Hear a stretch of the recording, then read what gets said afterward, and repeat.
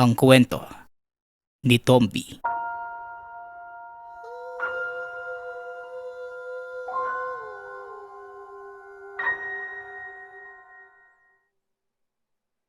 Ang kwentong ito ay hango sa totoong buhay.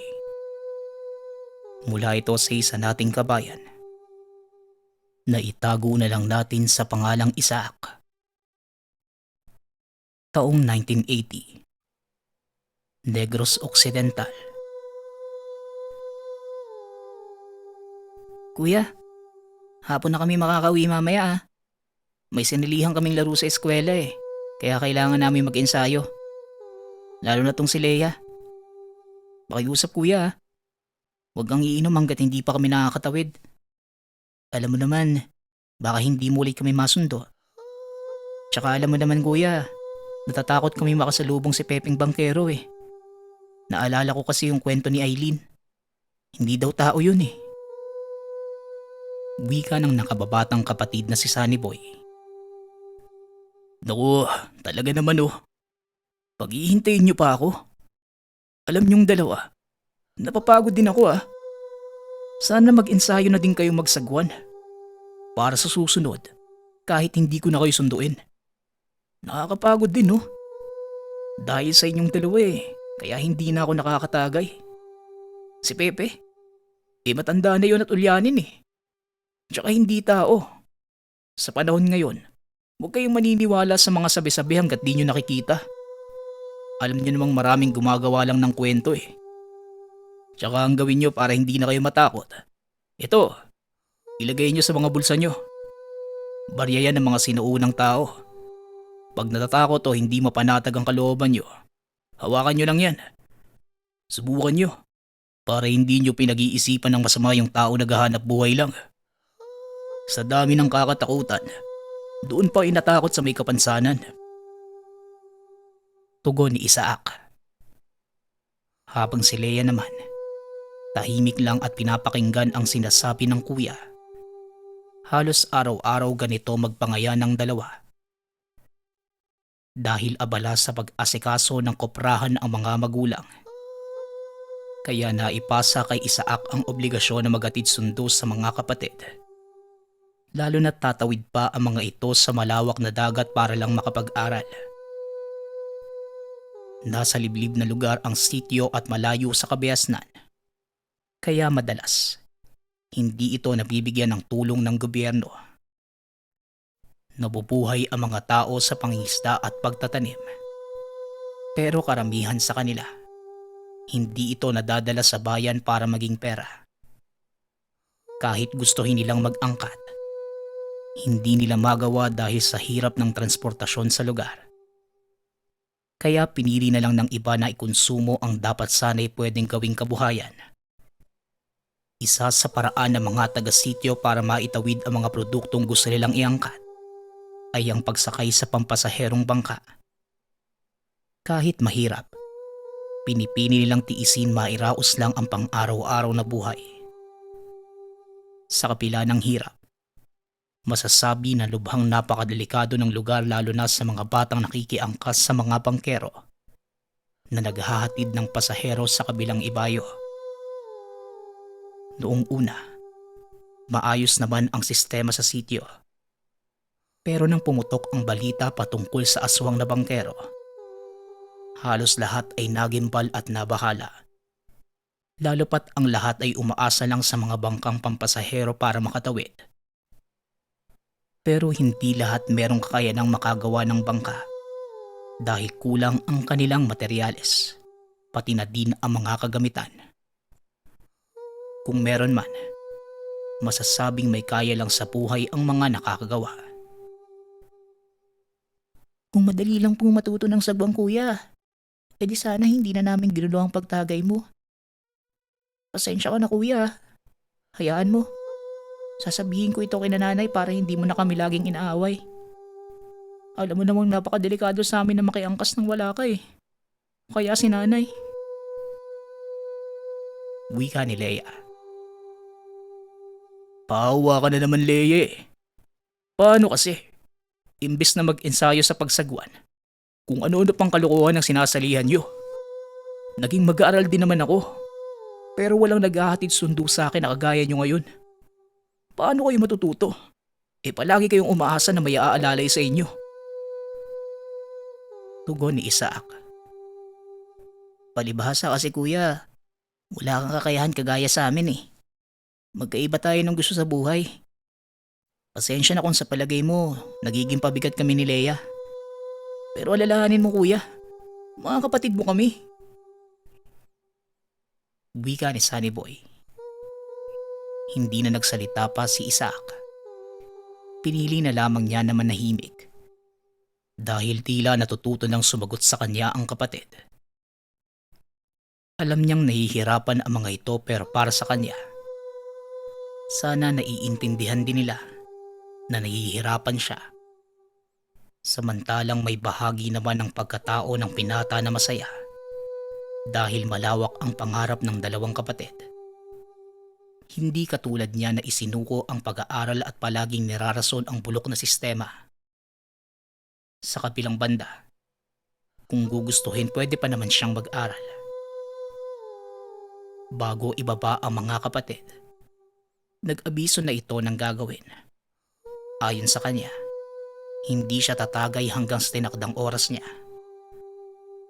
Dagdag pa ni Isaac, may mga kailangan din siyang gawin maliban sa pagsundo sa mga kapatid.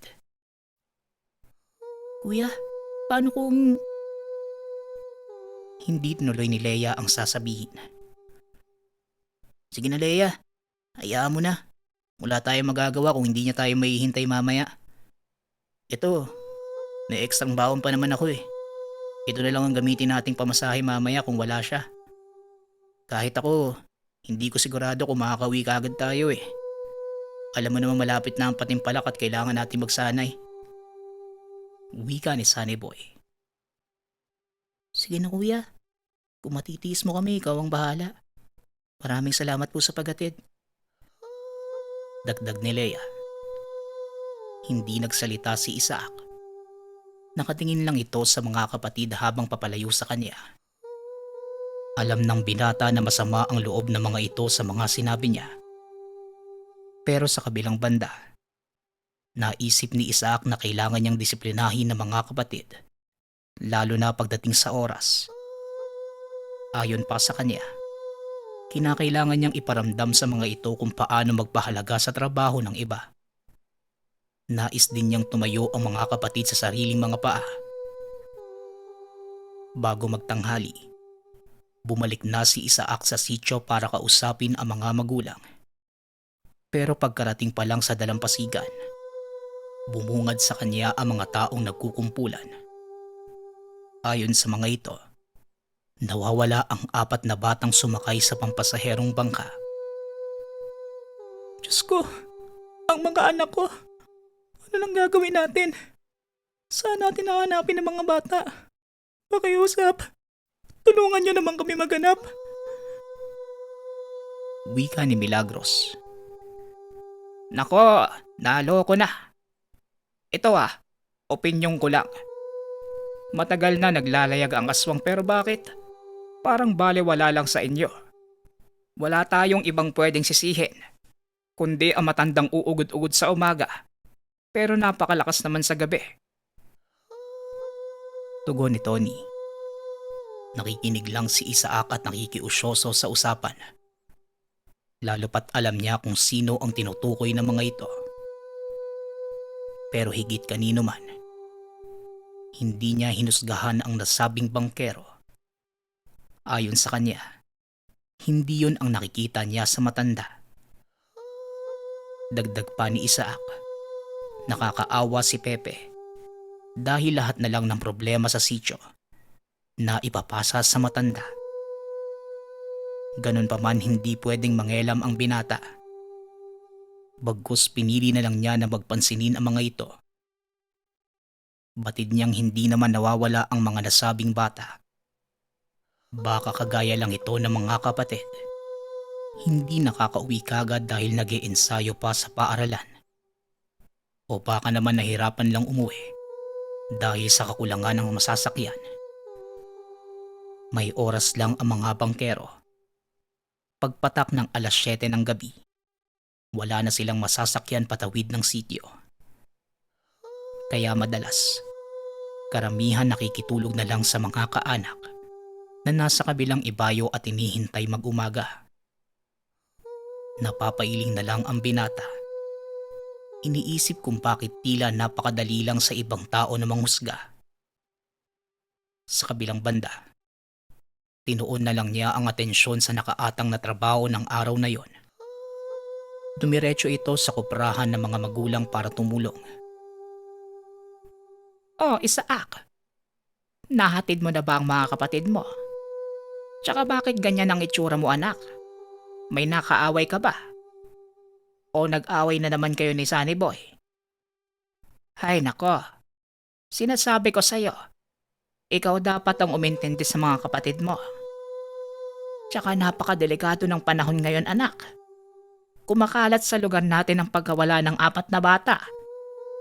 Kaya pakiusap, ingatan mo ang mga kapatid mo, lalo na't may aswang daw na nangunguha ng mga bata. Wika ni Nanay Agnes. Aswang baka mo? Naniniwala ka naman doon, Agnes. Itong mga tsismosa sa lugar natin, hindi na muna hanapin ang mga bata bago gumawa ng konklusyon. Aswang ka agad. Sa tanda natin nakakita ka na ba ng lumilipad o kaya nangangain ng tao? Itinuturo na naman nila si Pepeng Bangkero. Aba, bata pa lang ako, kilala ko na yung matanda na yan Pero marami talagang haka-haka patungkol sa kanya. Hindi naman nila nakitang kumakain ng tao. Sino ba tayo para husgahan siya? Tugon ni Tatay Donato. May punto ka dyan, tay. Sa inyo siguro ako nagmana. Itong sinanay kasi ang bilis maniwala. Aswang? Kung meron man, baka hindi dito sa lugar natin. Sobrang ganda at linis dito Maliban na lang sa tao. Ay, sige na po. Ilang sako po ba ang ikakarga? Ubusin nyo na po para hindi na ako pabalik-balik. Sayang po ang oras Tsaka alam nyo na, may pupuntahan po ako mamaya. Karawan ni Totong Nagyayaya po silang uminom. Kaya kailangan matapos po ako kagad. Wika ni Isaac. Kahit hindi sang-ayon ang mga magulang sa nais gawin ng anak, wala naman silang magagawa. Ayon sa kanila, hindi pwedeng ikarga ng sabay-sabay ang mga sako ng kopra dahil hindi ito kakayanin ng bangka. Pero mapilit si Isaac. Nais niyang madaliin ang trabaho nang sa ganon. Tatagay na lang siya mamaya kasama ang mga kaibigan. Napabuntong hininga na lang ang mga magulang. Ayon kay Tatay Donato, hayaan na lang ang anak. Dahil higit kanino man, ang binata lang ang may alam ng kapasidad ng bangka. Lalo na pagdating sa diskarteng pangmalakasan. Dagdag pa niya, sa ilang taong umaalalay si Isaac, ni minsan hindi pa ito sumasablay. Makikita na mas maabilidad pa ang binata pagdating sa mga gawaing madalian. Habang naghahakot, biglang nag-iba ang panahon. Tila nagbabadya ang malakas na ulan. Ayon kay Isaac, kinakailangan na niyang magmadali. Hindi magandang maabutan siya ng masamang panahon sa gitna ng dagat. Sinigurado din ng binata na hindi mababasa ang mga karga. Kaya humingi pa ito ng dagdag na sako sa ama. Naku anak, parang hindi maganda ang panahon. Paano kung ipagpabukas mo na lang ang paghahatid ng kopra?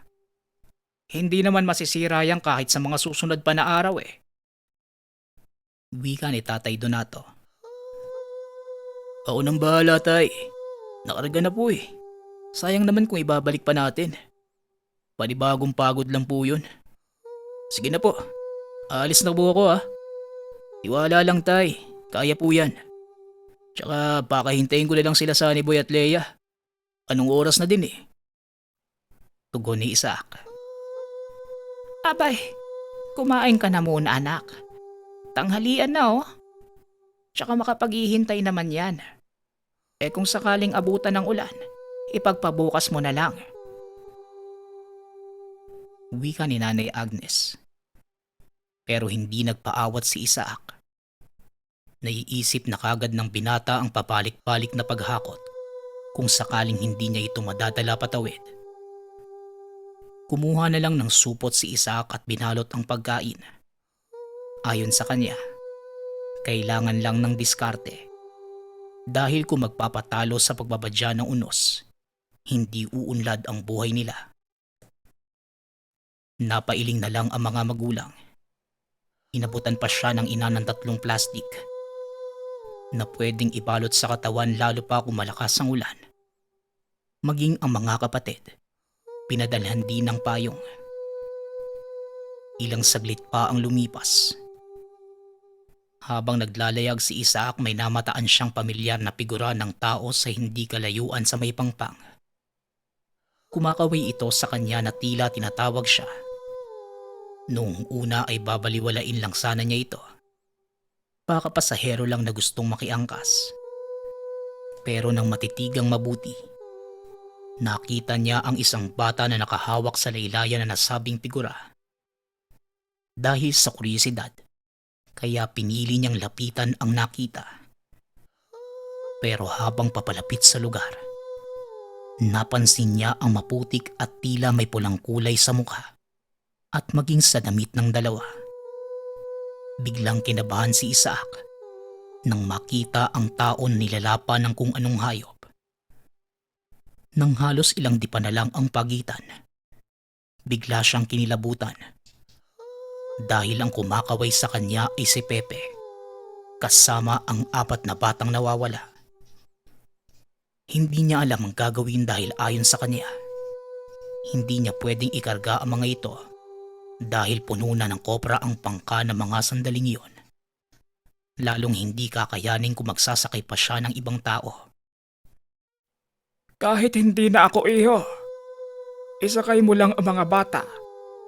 Magmadali ka at baka maabutan tayo ng mga demonyo. Diyos ko, iligtas mo ang mga bata. Nakikiusap ako sa iyo. Wika ni Pepe. Punong-puno ng dugo ang dalawa. Tila hindi na ito gumagalaw. Samantalang ang 2 pang bata, nakahawak sa laylayan ng damit ng matanda at puno ng kalmot at mga sugat. Naliligo din ito sa sarili nilang mga dugo.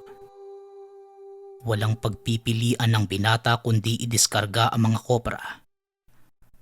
Ayon sa kanya, mas mahalaga ang buhay kaysa sa mga dala. Lolo, ano ho bang nangyayari? Kahapon pa po hinahanap ang mga batang to. Tsaka, Natigil si Isaac sa pagsasalita. huwag ka daw masyadong magtanong iho. Wala na tayong oras. Tsaka kailangan madala ang mga bata sa pagamutan. Patawarin ako ng lahat. Hindi ko na ingatan ng mga bata. Wika ni Pepe. Magsasalita pa sana si Isaac, pero bigla siyang nakarinig ng mga yabag. Makulimlim ang panahon, pero maliwanag pa ng mga oras na yon. Naiisip niya kung aswang o mahabol sa kanila. Paano ito nakakalabas kahit may araw pa? Gayunpaman, nagmadali na ang binata. Isa-isa niyang sinakay ang mga bata, pero dahil hindi kaya ng sasakyan, minabuti ng matanda na magpaiwan. Naiyak pa si Isaac nang itulak na matanda ang bangka papalayo sa lugar. Lolo, Diyos ko, gabayan mo po ako. Wika ni Isaac. Nakita na lang niya na tila may hinahatak si Pepe na nilalang. Hindi din niya alam kung anong klaseng tao ang gagawa ng ganon. Namataan din niya na may tumayong tila anino ng dambuhalang tao pero kulay itim. Hindi niya din mawari kung balahibo ba o balat yon. Basta nagmamadali siyang inuwi ang mga bata. Ang nasa isip niya ng mga oras na yon ay ang mga kapatid. Mag-uuwian na at kailangan niya itong sunduin. Diyos ko, ang mga bata! Iho, saan ba sila galing? Bakit? Diyos ko, mga anak to ni Milagros ah! Tulong! Wika ng nakasalubong na bangkero. Pero tila walang boses na lumalabas sa bibig ni Isaac. Lalo nang makita niyang binubuhat na ang mga bata na wala ng buhay. Ni hindi na ito nagpaliwanag kung anong nangyari. Nagmamadali itong umalis para masundo ang mga kapatid.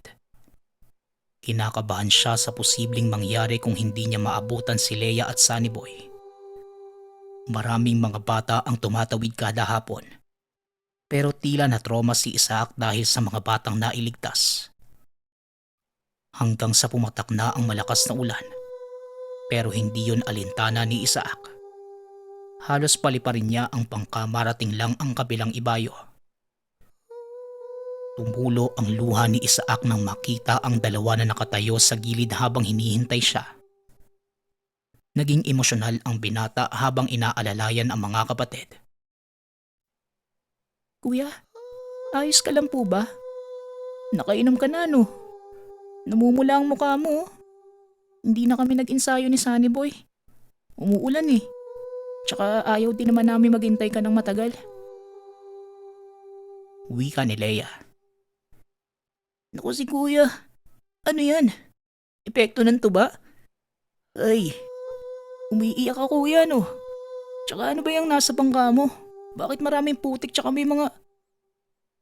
Natigil sa pagsasalita si Sunny Boy sa nakita. Tugo? Kuya, may nangyari ba? Ayos ka lang ba? Tanong ni Leia. Sige na. Mag-ayos na kayong dalawa at sa bahay na ako magpapaliwanag. Sa ngayon, nagpapasalamat ako na ligtas kayo. Kung ano man ang mga nasabi ko kanina, parte lang lahat yun ng pagiging kuya ko. Tsaka... Natigil si Isaac at tumagulgol na ng iyak. Meron itong realisasyon sa sarili. Mahal niya ang mga kapatid. At wala siyang nais kundi mapabuti ang mga ito. Naabutan nila na maraming tao sa daungan. Naroon na din ang mga tanod para alalayan sila. Nagtataka ang dalawang bata kung ano ang nangyayari. Naroon na rin ang mga magulang nila para alalayan sila. Pinakalma muna ang lahat bago nila sinalang sa imbestigasyon si Isaac. Maraming mga katanungang inilatag sa kanya ang mga taong nais malaman ang mga pangyayari. Ipaliwanag mo kung anong nakita mo. Sino ang may gawa ng ganito sa mga anak ko? Si Pepe ba? Siya ba ang pumatay sa dalawa? Tanong ni Milagros.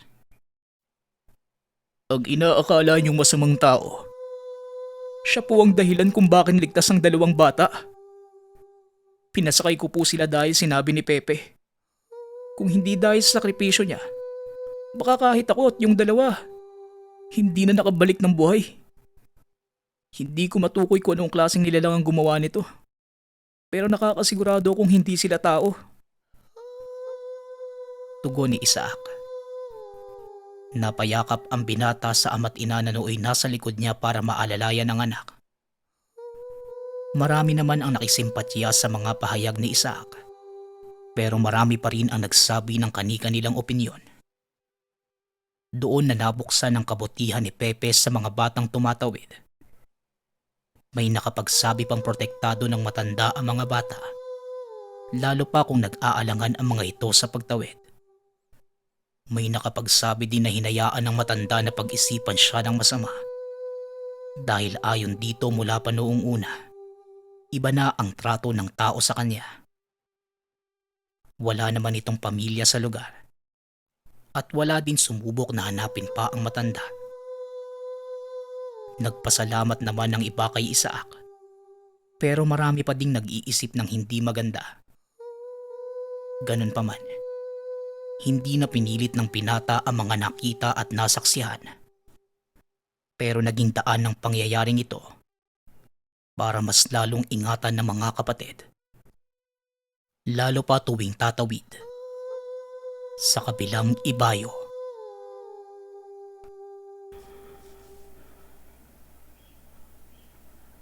Ang kwentong ito ay hango sa totoong buhay. Mula ito sa isa nating kabayan na itago na lang natin sa pangalang Ferrer. Taong 1994, probinsya ng Quezon.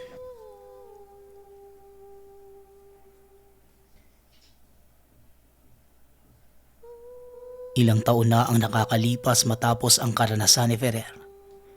Pero hanggang ngayon, sariwa pa rin sa kanya ang lahat.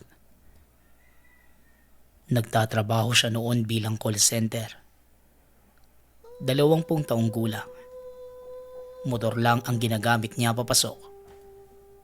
Medyo may kalayuan sa tahanan ng trabaho. Nagustuhan ni Ferrer doon dahil sa oras ng pasok na alas 6 ng gabi hanggang alas 12 ng madaling araw lang. At pwede ka nang umuwi kagad pagkatapos. 2 daanan ang pwede niyang pagpilian. Yung isa ay sa looban. Maraming bahay. Jeep at mga tao ang makakasabay. Mahirap dumaan at madalas traffic. Habang sa kabila naman, isang mahabang padiretso lang. Makakabawas siya ng 30 minutos kapag doon dumaan. Ang problema nga lang, sobrang dilim. Iilan lang ang ilaw at kapag oras na ng uwian, wala na talagang halos makita sa lugar. Medyo iwas si Ferrer sa lugar. Madaming mga kwento patungkol sa mga nagpapakita.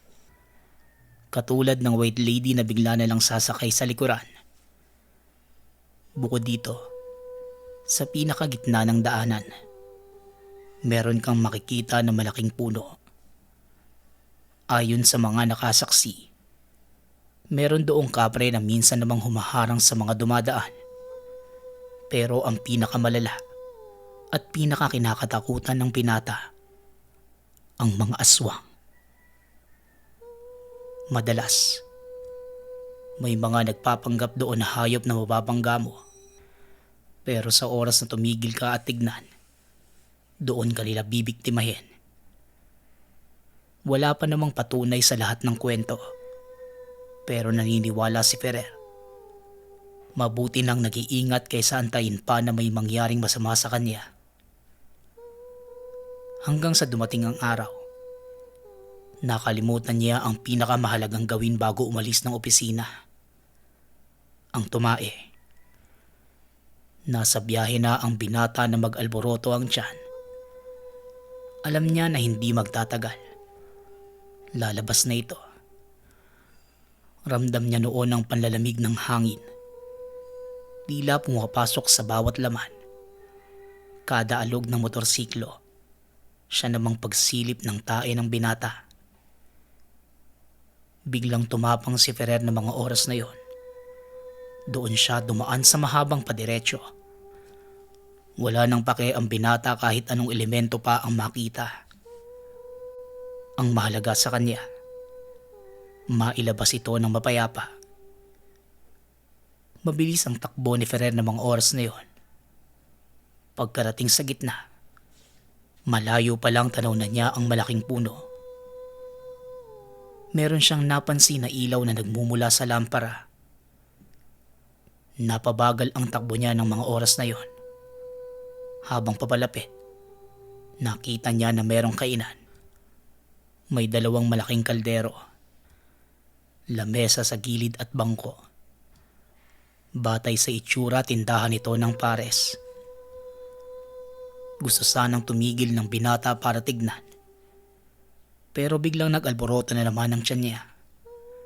Kaya muling binilisan ni Ferrer ang takbo para hindi naabutan sa daan. Nang makalayo, may nakita siyang babae. Maganda at tila ito ang bantay ng paresan.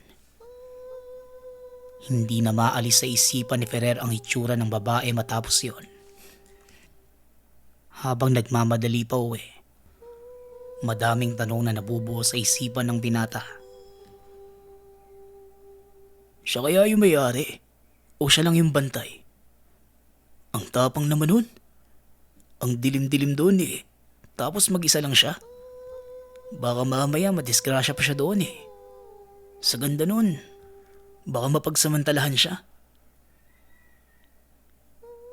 Tanong ni Ferrer sa isipan. Lumipas ang ilang minuto. Nakarating na siya sa tahanan.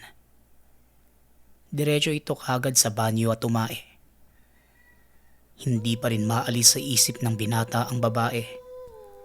Kaya naman napagpasyahan ni Ferrer. Doon muli siya dadaan para makita at masilip ito kung ano ba talaga ang tinitinda. Bago natulog ang binata, hindi niya alam pero nakakaramdam siya ng matinding kaba sa gagawin bukas. Hindi alam ni Ferrer kung dahil torpe siya o dahil natatakot ito na baka matain na naman siya sa biyahe. Pero ganun pa man, sigurado pa rin siya sa gagawing plano. Kinabukasan, inagahan niya umalis ng tahanan. Mga alas 4:30 para makakain doon sa paresan. Kaso pagdating niya sa lugar, wala naman. Miski yung lamesa at mga upuan, lahat ito ay wala. Ang iniisip niya na mga sandaling yon, baka masyado pang maaga kaya hindi pa nagbubukas. Kaya ang plano ni Ferrer, mamayang uwian doon na lang ito ulit dadaan. Nawala na ang takot ng binata sa lugar dahil sa pagnanais na makita muli ang magandang babae. Ang problema ng gabing yon, nagkayayaan naman ang mga tropang mag-inuman. Tumambay sila sa kondo ng isang kaibigan at umaga na natapos. Mga alas 6, dumiretso na siya pauwi. Muli itong dumaan sa diretsong daanan. Pero wala pa rin. Dahil maliwanag na huminto muna si Ferrer doon sa may malaking puno. Naglakad-lakad ng kaunti. Pagkarating sa bandang likod ng puno, nakita niya yung lamesa at upuan na gamit ng babae noong nakaraan. Natuwa ang binata ng mga oras na yon. Hindi baling hindi pa niya ulit ito nakikita. Basta alam niyang hindi siya namamalikmata ng araw na yon. Kaya nung sumunod na uwian, alas 12 dumiretso na ito kagad sa lugar na yon. Papalapit pa lang sa malaking puno, nakita niya muli ang ilaw ng lampara. Naroon na ang tindahan.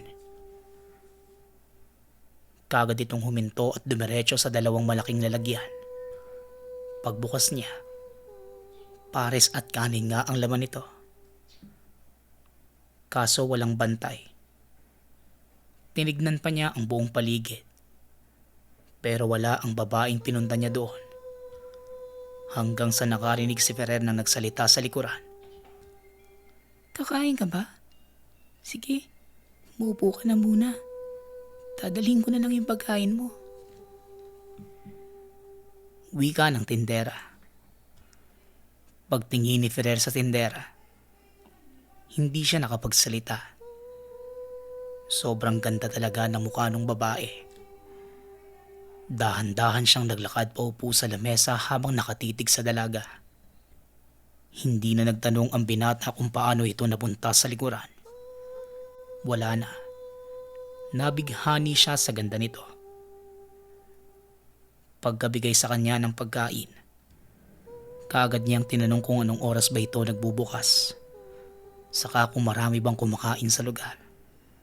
Dahil batay sa pagkakaalam ng binata, wala namang masyadong dumadaan sa lugar kapag madaling araw na.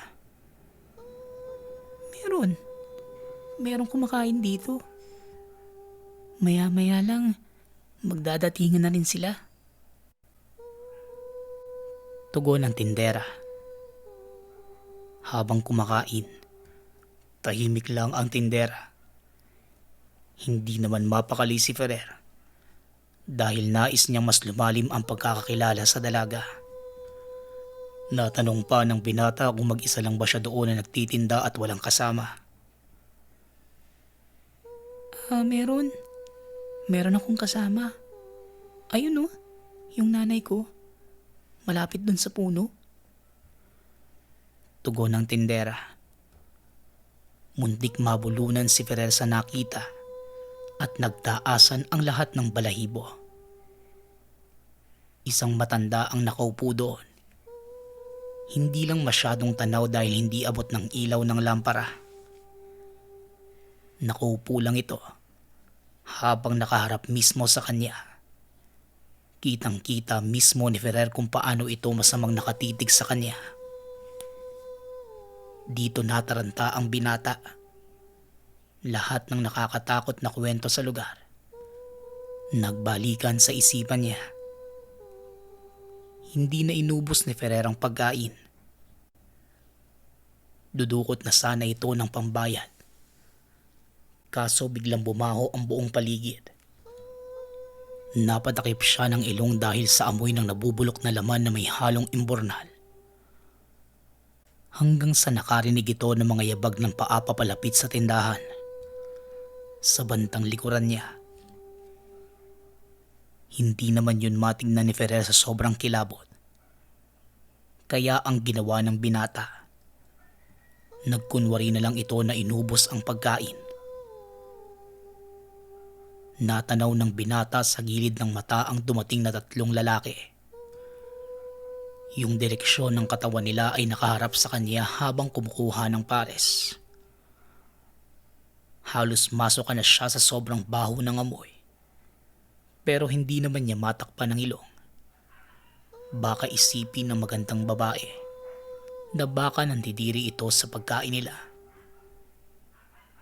Nanginginig na ang kamay ni Ferrer. Ramdam niya na tila tinutunaw siya gamit ang titig ng mga kalalakihan. Dagdag pa ang nanay ng babae. Maya-maya pa, umupo mismo sa harapan ni Ferrer ang 3 lalaki. Nagbubulungan ang mga ito. Gusto niya sanang pakinggan, pero hindi naman niya maintindihan ang pinag-uusapan. Hindi niya alam kung dahil mahina lang yung boses o ibang lengguwahe talaga ang ginagamit ng mga ito. Mas lalong bumaho ang paligid nang lumapit ito sa kanya. Talagang nakakasuka ang amoy. Sinubukan pa niyang tignan. Nagulat si Ferrer at bahagyang nanigas ang katawan. Dahil yung itsura ng mga ito, nakatitig lang sa kanya. Habang yung nanay naman ng babae, lumapit na rin. Nakatayo mismo sa tabi ng mga kalalakihan. Pulang-pula ang mata ng lahat. Habang yung pagkain nila, naging kulay pula. Doon lang niya napansin na parehas lang pala ito sa kinakain. Tatakbo na sana siya. Pero bigla siyang hinawakan ng babae. Hindi nakatayo ang binata. Pagtingin niya sa magandang tindera, iba na ang itsura nito. Buhaghag na ang buhot at kulubot ang muka. Sobrang higpit ng pagkakahawak kay Ferrer. Napasigaw pa ito dahil halos mabali na ang buto niya. Hinawakan ng 2 lalaki ang kamay niya, habang yung isa naman, pilit binubuksan ang bibig ng binata. Habang yung nanay naman ito, kitang-kita niya na tumuduwal. Meron itong nilabas na itim na bato. Dahan-dahang lumapit kay Ferrer at nilagay sa loob ng bibig niya. Pero bigla siyang nakakita ng malakas na ilaw. Sobrang liwanag na nagmumula sa malaking puno. Kagad nagpulasan yung mga nakapalibot sa binata. Hindi na niya alam ang mga sumunod na nangyari. Nawalan siya ng malay. Ang huli na lang niyang naaalala ay nagliwanag ang paligid. Nagising si Ferrer. Ang una niyang nakita ay yung mga dahon ng malaking puno. Tila sumasayaw ang mga ito sa bawat hampas ng hangin. Umaga ng mga panahong yun, bigla siyang napatayo dahil sa pag-ikot ng sikmura. Nasuka ito at inilabas ang kulay itim na likido na napakabaho ng amoy. Matapos yun, kaagad niyang tinignan ang buong paligid. Siya na lang ang naroon. Maging ang mga lamesa at upuan ay wala na din. Sobrang weirdo ng pangyayari. Napatitig na lang siya sa malaking puno. Sobrang payapa sa pakiramdam at alam ng binata na ligtas siya. Matapos ang araw na yon, hindi na niya muling nakita pa ang tindahan sa lugar. Sobrang bihila na lang din siyang dumaan doon. Ang daming mga katanungan sa isipan ng binata. Sinubukan pa nitong ikuwento sa iba. Pero wala namang naniwala sa kanya at sinabing gawa-gawa lang ng binata ang lahat ng ito. Matapos ang insidenteng yun, sinabi niya sa sarili at mga kaibigan, mag-ingat ang mga ito sa ibang elemento na naninirahan na kasama nating namumuhay sa mundo.